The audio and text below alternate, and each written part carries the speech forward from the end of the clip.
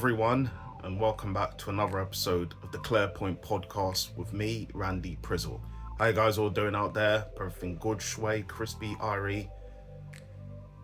I won't lie, probably gonna have some background noises in today, because obviously, it's not gonna be one that's gonna be a quiet episode. There's a lot going on, and there's a lot going around. But we're still gonna try and make an episode happen, and we're still gonna get it going. You know what I mean? Like the song, Day 26. Got me going, you got me doing things I'll never do. But anyways, yes, that was just a little interlude for some of you guys. If you guys haven't seen or watched this podcast before, you're gonna know Randy does all of that. So talking myself in the third person like I'm the rocker now. But anyways, let's move on and get on to the first. But before we do that, I just wanted to say rest in peace, obviously, to Ozzy Osbourne and Malcolm Jamal Warner. So they did pass away. Would obviously touch as well on Hulk Hogan. We'll come down to that. But rest in peace to those people. It's sad to hear that they did pass away literally one after the other, which is crazy. So a matter of days. But it's sad to hear that news. May they rest in peace. Okay, let's move on now to talk the advice. This is the first one we got. It says, married 14 years, never seen wife naked. Well, this is crazy, isn't it? You know what I mean? You've been married 14 years, you haven't seen your wife naked. I mean, I don't understand how that's logical or to the context where that's happened and this sort of thing has just happened. But it says, like the title says, I've been married 14 years and I have still never seen my wife naked. She's extremely self-conscious, and even though I absolutely love her body, and she should too, said I still can only see her with clothes on. I never thought I'd be this age, married this long, and still have to mentally undress her, but here we are. That's insane. But it says, sexual attempts, and I use this term generously, can only occur in pitch darkness. Any hopes of looking into her eyes is not possible. I've only really gotten in once or twice in that time anyway though. Usually it's just painful mashing. We can't use lube because that's gross. And only think she can let's rewind that. And only she can initiate. My feelings do not matter at all, and attempts only occur maybe once every other month anyways. It's totally duty sex, and so she can lay there and check the box. What I would give for even one more time with some passion, to feel wanted, to feel like she wanted it too. We didn't even get to that on our honeymoon. Zero at all then. She didn't feel like it was that weak. I should have gotten an annulment immediately. Now I understand why people cheat. So yeah, that's my secret. People think that we have this great life, and in reality it's just misery, and my feelings like I have no say in our relationship, and I should just be happy to be married or something. What a joke. Wow. 14 years. I definitely think you should have brought it up, spoke to her about it, had conversations. Yeah, I definitely think conversation should have been had, and to see if there's a way around explaining yourself and trying to put yourself in her shoes so she can understand where you're coming from. But the fact of the matter is that you've kind of just allowed it to kind of roll on and not really expressed how you felt about it. It does kind of say that you've been a bit of a weakling, to be honest. You really should have expressed yourself, like the NWA song, and put that point across and said, this is how I'm feeling, I want to get to know you better, and all of you, and I can't do that if obviously this is what's going down, because it's not obviously happening in the way you thought in your mind, your imagination, you thought it was going to happen. So your best bet is probably at this point in time, earlier in this relationship, you should have expressed yourself. You should have said, this is how I'm feeling, this is what's happening, I'm not really comfortable with this, can we potentially start looking into doing this? And if it probably doesn't work, go and see a therapist with her to try and unlock all these mysteries or what's going on that's preventing this from happening. So that's probably just my advice, to be honest. But if you're feeling unhappy and things don't change, best bet is to try and have those conversations as soon as possible.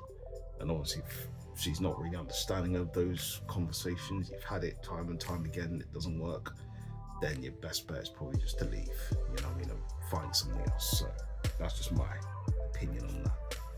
All right, well, we'll move on to the next one. And the next one we've got here is, my boyfriend thinks I'm a vegan. I've been secretly eating rotisserie chicken in my car. That's funny, to be honest, that you've kind of tricked your boyfriend thinking you're a vegan. But let's get on to more of what's been said here. Said, I've met my boyfriend at a vegan potluck. He's very principled, politically active, and passionate about animal rights. First, I tried to be a vegan too. I really did. But one night after a hard shift, I caved and I bought a rotisserie chicken at the grocery store. I ate the skin in the parking lot with my bare hands like it was like a goblin. It was transcendent. Still then, I've developed a routine.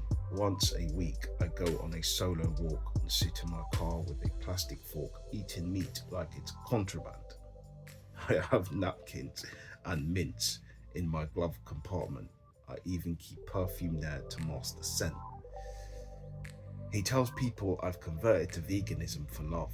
I nod and sip my oat milk smoothie while chicken grease still clinks to my steering wheels. Yeah, I mean, if he's thought that you were and you want to keep it that way, then you could keep it that way, I guess. But I think eventually he'd probably find out, there'll be a lot of evidence that presents itself where he would realize, I think, in the long run, that something's not right here.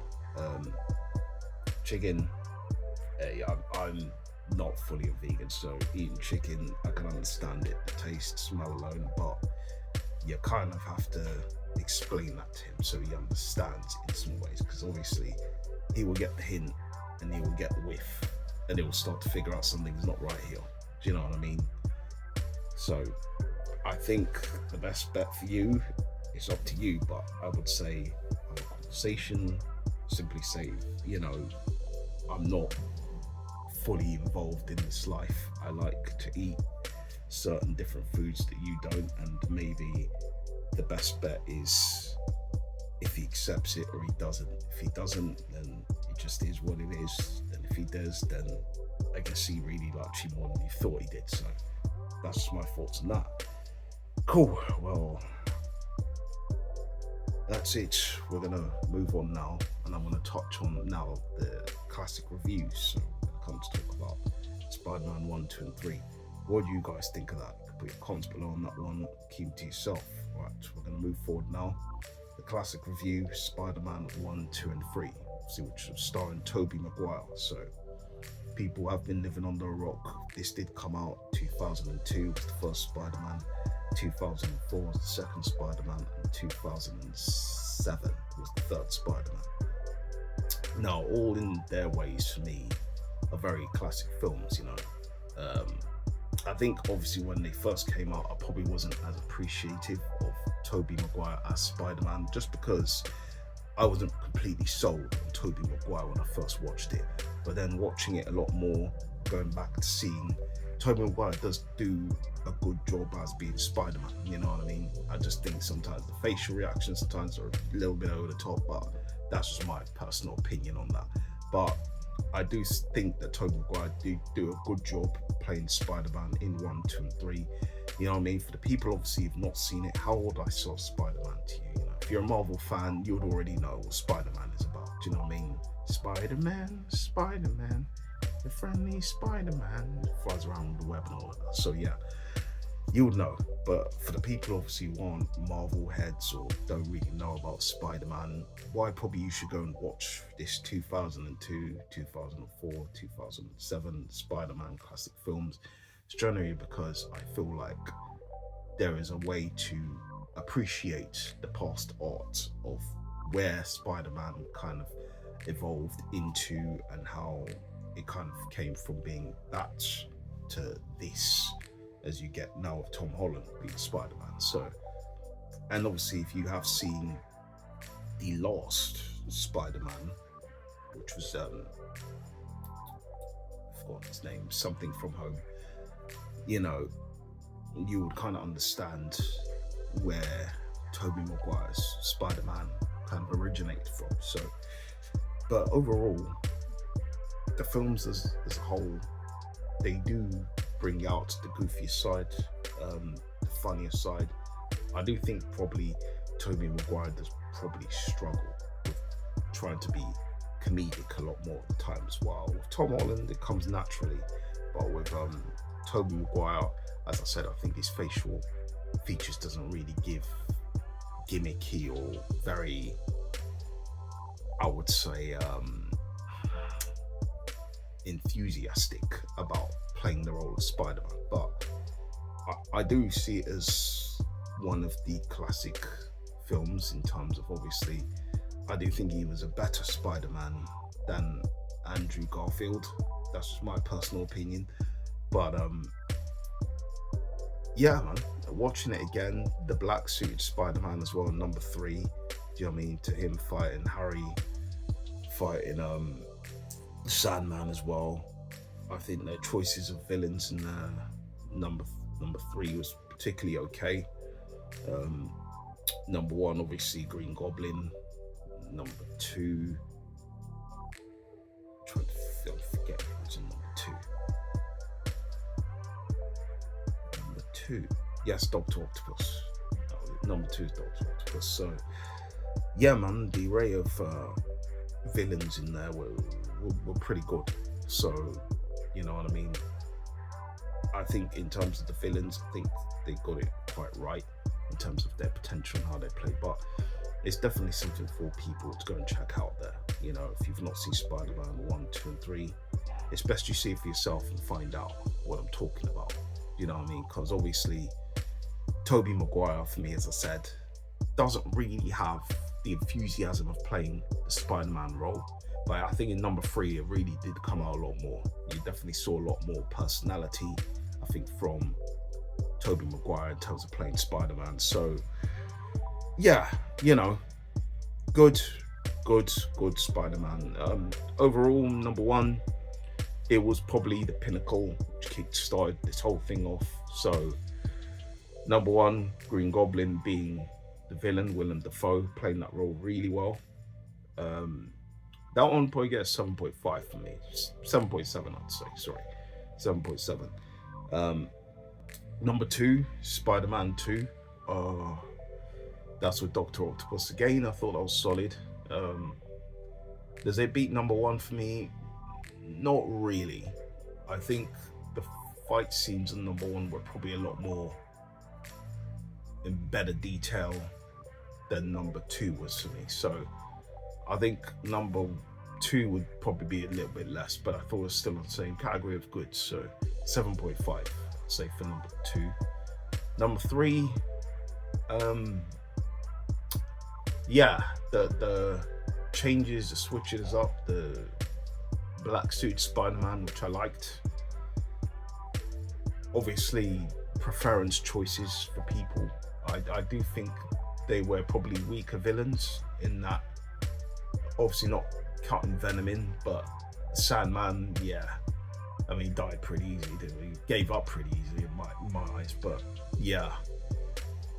So that one get about, I give that 7.3. So overall, Spider-Man overall, I think the ratings for all of Spider-Man, you could say probably about 7.5 for all of them. But it's well worth watching for people who've not seen Spider-Man before. So, but that's just my general thoughts on the classic review Spider-Man. But have you seen Spider-Man 1, 2, and 3? What do you guys think? Put your comments below on that one. Keep them to yourself. That we're going to move forward now to talk England women. So the England women have won the Euros again, the second time in a row. Congratulations to them. You know, I mean, the England women did a fantastic job of doing that. You have obviously likes of Chloe Kelly with the winning penalty. Yeah, I mean, she always knows how to step up in big occasions. She's done it again. You know what I mean?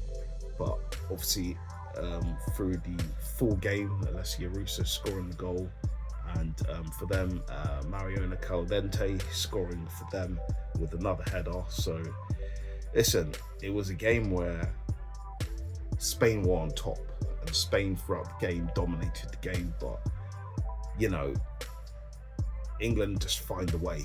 Like England women just find a way in general, just like making a comeback. And big up to the England women, because they just seem to be resilient. You know, obviously when they lost the first game to France, we all thought, ooh, this could be a bit peaky here for the England women, but they've managed to find a way to go and win the whole tournament, even with the first loss against France. So they really found another gear and found a way to step up. And you know, it's down to the manager as well, Serena Wiegmann. She's done an incredible job in terms of finding solutions to losing Mary Earps as well, as their keeper from the last Euros, and certain players that weren't included and new players that have been brought in.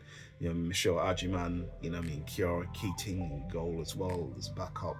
So those players who've come off as well, Beaver Jones, I believe Beaver Jones, her too, you know what I mean? So bringing on some of those young talent as well and giving them an opportunity to, I mean, that's credit to her, because obviously she got the ball rolling there and giving these players a big opportunity and a big stamp of approval, like, yes, I believe in you and I trust you to get a job done. For me, I thought bringing off Alessia Russo in the second half of the game was probably a bit weird, but she knew what she was doing. At the end of the day, they ended up winning the Euros, right? So what do I know? I thought it was a bit of a weird decision. I thought she probably should have taken Lauren Hemp off, because I think Hemp looked like she was struggling in that second half in periods of the game. But what do I know? You know, she's ended up winning the thing, the Euros, so she could tell me to shut the crap up. Do you know what I mean? It is what it is. So listen, big up to Serena Wiegmann and the England women again for winning the Euros again. You know, Jess Carter as well, who did suffer racial abuse as well. So it's a big slap into the face for those people who are cussing her out now. And, you know, she can go show the medal and, you know, the award to them. Say, look at me now, bitch. Do you know what I mean? Because that's what it is. You shut those haters up when you go and win shit. And they look at you and they go, oh shit, we didn't expect you to win anything. Now I've won something, motherfucker. Say to her face, you know, I've won something, motherfucker. That's not how she sounds, but it is what it is. Yeah. All right, cool. We're gonna move forward. Congratulations again to the England women team. Commiserations to Spain, because obviously they were the better team in the whole 120 minutes, but they just didn't get the job done in terms of getting that second goal. They couldn't find it. I know a lot of people would say Bon Mati was the best player of that tournament for Spain, but I don't think she was. I think it was Alexis, to be honest. I think she was the person who should have got it, but or even Chloe Kelly. But hey, I can't deny that Atana Bonmati is a fantastic player. She's one of the world's best, so there's not me knocking that, but I just think the tournament overall, it wasn't her that deserved that award. It should have been Chloe Kelly or even Alexis, but we move. Next one we come to, we're going to touch on now Gyökeres. He has signed, guys. He has signed. Viktor Gyökeres has signed for Arsenal. All the people that didn't expect this to happen, it is now happened. So, Viktor Gyökeres, we're gonna wait and see what he does in Arsenal colours. It should be quite exciting. Oh yes, indeed. We wait to find out more. Can Viktor Gyökeres score the goal that Arsenal require? It is inevitable in my eyes, but we will find out and see. Alright, I'm gonna stop. But yeah, as you can see, I'm happy that we've signed him. I do think, obviously, my concerns are obviously, and they're just little concerns that obviously has come from the Portuguese league, and the Portuguese league is a lot different to the Premier League. I just hope that he can settle in and be able to link with his teammates a lot, because I do like the look of Viktor Gyökeres, and watching him when he was at Sporting, done an amazing job with them. I just hope he can replicate that in the Premier League. Now, first season, my target for Viktor Gyökeres is 13 goals and assists overall throughout all competitions. That's not a hard thing to ask for, because if you're a bagsman, you should be bagging around that or a lot more than that, even if it's your first season. Second season, I expect him to come harder. Do you know what I mean? Pause. But I expect him to be doing that and giving the best account of himself, showing people why we signed a player like him. Do you know what I mean? So I want to see what he's going to do in this Arsenal team. Now, I'm excited at the prospects of that. Number 14 he's going to take, which is Thierry Henry's legendary shirt. So the pressure is on. Now, people say Theo Walcott wore that shirt. It doesn't really matter. Theo Walcott is what it is with Theo Walcott. Do you know what I mean? But the pressure is on for Viktor Gyökeres, do you know what I mean, to come in and hit the ground running. But I don't expect him to. The pressure more is on Arteta, and the pressure more is on the board, because last season, the season gone, we should have been signing a striker. We should have signed a striker then during the summer, but we didn't do it. So the pressure is on them, because it was clear and obvious to see that the season gone, we did need a striker. Now, people say, well, Kai Havertz, Mikel Merino stuff. Oh, yeah, congratulations to Mikel Merino, but he's not a proper striker. I want to see now us go forward and start winning stuff. That's what we have to do now. There's no compromise here now. You know what I mean? Doesn't matter we sign Viktor Gyökeres and he has to blend in. We have to win something this season. It's a must. You know what I mean? Is not going to accept anything less than nothing. Do you know what I mean?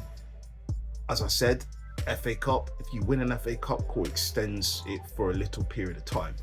But I need to see a Premier League. I need to see a Champions League. I don't want to see no Carabao Cup. That for me, if nothing happens, then goodbye. Goodbye. Goodbye, my friend. Goodbye. Because you can't stay on 6 years and have not won anything. Yeah, cool, FA Cup, first year, whatever. But we need to see it happen now. We need to see something big. And it needs to be now.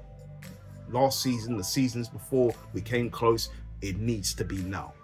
That's all I'm saying, straight up. But Viktor Gyökeres, happy with the signing. As I said, we also have to look at Mosquera. We signed him as well. I believe he's a centre-back, potential left-back. Can play on the right or left, I think. Don't know much about him, but we signed him from Valencia. I think he's 20-something, 22, 21 years old. So he's a young man. Welcome to Arsenal. Don't know much about you, but hopefully we can see a lot more of what you can do. I didn't watch Valencia, and I haven't watched Valencia or La Liga like that, so I don't know much about him. But we signed him, so he might be a very good player to have on the books as well. So I want to see what more is going to happen when we connect the dots with the squad that we have now. Do you know what I mean? We're still missing some pieces to the puzzle, which for me, Eze needs to be another priority signing. We need to get that over the line and get that signed. You know what I mean? I don't know if we're going to sign Rodrigo. I would love us to sign him as well. If we sign Rodrigo, I'll say it's complete. But for me, those two need to be, well, definitely Eze needs to be signed for me. That's just what I'd say is the final thing. We need to sign him. You know what I mean? And that's just my thoughts on that. You know what I mean? But Viktor Gyökeres, Mosquera, both of you, welcome to us. All right, well, I'm going to touch on a couple of transfer newses or potential transfers that will be happening. Obviously, Tottenham Hotspur's bid for Morgan Gibbs-White has fully gone down the water now. Gibbs-White now has accepted staying on at Nottingham Forest and signed a new deal. So all the talks of him going to Tottenham is a no-go. It's a no. You know what I mean? He's turned around, done a U-turn like Usher. Hands up, bend your knees, bow around in a circle, get down to me. It's not hard to learn. It's called a U-turn. And he done that to Tottenham. He made Tottenham think I was coming to you, or some sort of reports thought that he was going to go to Tottenham, and it didn't happen. He ended up signing a new deal. Now Tottenham fans must feel like they got egg on their faces, and I'm happy to see that they got egg on their faces. Runny, wet egg, I hope it was. You know what I mean? The one that really slapped them and the yolk just stayed on there. Do you know what I mean? Because the fact of the matter is, these mans were moving like they were big boy. I told these mans, Tottenham, you are no big boys. You know what I mean? And the fact of the matter is that you won the Dusty Cup, all of that. You know what I mean? Because of Man United, that was their fault. You know what I mean? That you won that cup. But listen, I'm not a hater. Congratulations to you and all of that. It's a trophy you haven't won since the last time Jonathan Woodgate was at your club. But it is what it is. At the end of the day, we need to see you running up and doing big boy stuff. Now, you had one of your mans running to the Emirates, posing in front of our legend with his stupid Europa League trophy. That's a disgrace. That's embarrassment. Do you know what I mean? But listen, that man has said he's shameless. So lines, whatever, there need to be blurred out. But the fact of the matter is, he's doing that and he's not even won a Premier League trophy in how many years? When's the last time they've won anything major? But it's not about Tottenham. Let's move on from them. Luis Diaz. Looks like the deal to Bayern Munich could be confirmed. You know what I mean? Because he's spoken and said he wants to go. The deal in place looks like it could be around the 60 million mark. You know what I mean? Which obviously is a good deal for Liverpool to get that 60 million in for Diaz. And that potentially could be going on to another player they're linked to, which is Isak. Which is crazy, because if they sign Isak, it's over for us. Do you know what I mean? It's over. The league, you can call it cancelled, to be honest, because if they sign Isak, Ekitike, Wirtz, yeah, that's problems, to be honest. That's absolute problems. And, you know, I don't want to see it happen, because obviously I'd rather see Liverpool still at that rebuild stage. But if they get those players in, they get Isak in and have Ekitike and have Wirtz there as well. Yeah, I mean, we can just call it the whole thing off, because it's going to be very hard to stop Liverpool that season. But then it's going to be very difficult. But I just hope it doesn't happen. But it looks like they're preparing themselves for a bid. Isak probably looks like he said that he wants to transfer and could be out of the club, and a move could be on the cards. But I just hope it's not to Liverpool. Go somewhere else, please. Just anywhere else. You know what I mean? We missed a big opportunity there, potentially. But I'm happy with Gyökeres, but my head's like, I would have still liked an Isak. Do you know what I mean? But it is what it is there. So it's talks that potentially could be happening. Isak could be going to Liverpool. That's crazy. But man, I just hope it falls apart. That's all I do. I hope it falls apart. Because for the league, it's not good if they get Isak. But we're going to move on now to touch on Hulk Hogan. And obviously, for people who don't know, Hulk Hogan has passed away. Now, obviously, it leaves a massive divide for a lot of people in terms of, obviously, what he did in the past and his actions in terms of, obviously, racial actions, questionable actions as well, in terms of his character, you know. But Hulk Hogan does leave behind a legacy in wrestling that cannot be denied, you know what I mean, due to him and how much of an impact he made in the 80s. He kind of saved the WWE, to be honest, because WWE looked like they were going bust at that period of time, and then Hulk Hogan was kind of born, and this phenomenon took on, and it raked in crowds, it raked in numbers, and it kind of basically saved WWE at the point where WWE could have gone really bankrupt. So it's the case now of like, I look at the legacy that was left behind rather than the man, because the man, listen, I can't really respect what the man said about my peoples, you know what I mean? And that's something I can't really respect on that front, but I can acknowledge his contributions towards wrestling, you know what I mean? I can acknowledge that. I can acknowledge the fact that he was very instrumental and a staple towards wrestling, towards getting wrestling into how popular it is these current days. Do you know what I mean? To making the WWE be $1 billion industry, to be honest, to make them have studios and be able to work with other brands and companies. This was all down to how popular he was in the 80s, you know, being in adverts, movies, and all of that. He was the first kind of mega superstar to kind of branch that lane and that role. You know what I mean? It's kind of transcending what he did into the 80s, into like the 90s as well. You know what I mean?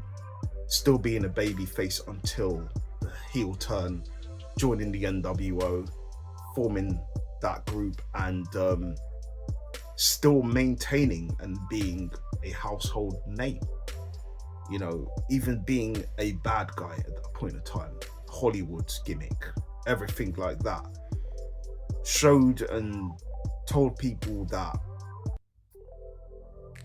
it was shocking to the masses, but at the same time, it's something that was widely acknowledged and eventually respected, to the terms of, wow, you've told a big time storyline here and you've completely flipped the script to where everybody probably thought you were going to stay as a face for the remainder of your career or something. But it's incredible. But that whole thing kicked off the WCW versus WWE wars. Do you know what I mean? So that's a big thing.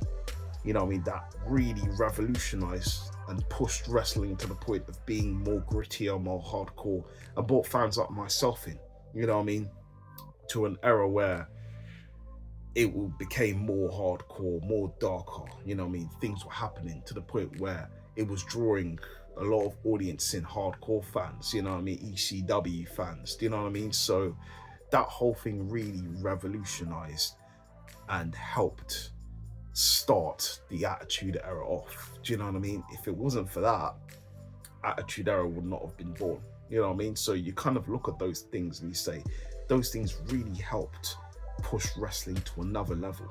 You know what I mean? We got the entertainment we got just purely because of the formation of the NWO. And because of what the NWO did, rest in peace to Scott Hall, no doubt about that. What the NWO did and how they really pushed the boundaries of wrestling also helped with the formation of DX as well.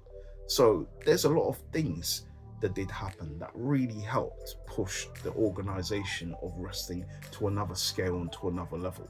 So his contributions towards wrestling is something we can look at and say, amazing, you know what I mean? But as a man, the person, take away that character from wrestling, listen, you know, we don't really mess with that person, you know what I mean? You could say legacy's tarnished or whatnot, but we cannot forget, or we cannot not acknowledge the contributions to wrestling in general. So the legacy, I guess, will constantly be a big reminder to everyone of how much he impacted the industry, you know what I mean? And that's just what I have to say on Hulk Hogan. I hope he finds peace, you know what I mean? Because that's what you do hope for. And to his family, my condolences to them. But that's it, guys. What are your guys' thoughts on Gyökeres signing England women, Luis Diaz to Bayern, Isak potentially to Liverpool, and the legacy of Hulk Hogan? You can put your comments below on that one. Keep them to yourself. With that, we've come to the end of the podcast. I'd like to thank you guys for tuning into this episode, watching, listening, whatever you were doing. Big up yourselves 1 time, 2 time, 3 time. And you know what we usually do when we finish? Peace, love, unity, have fun. And you're either all in or clear out.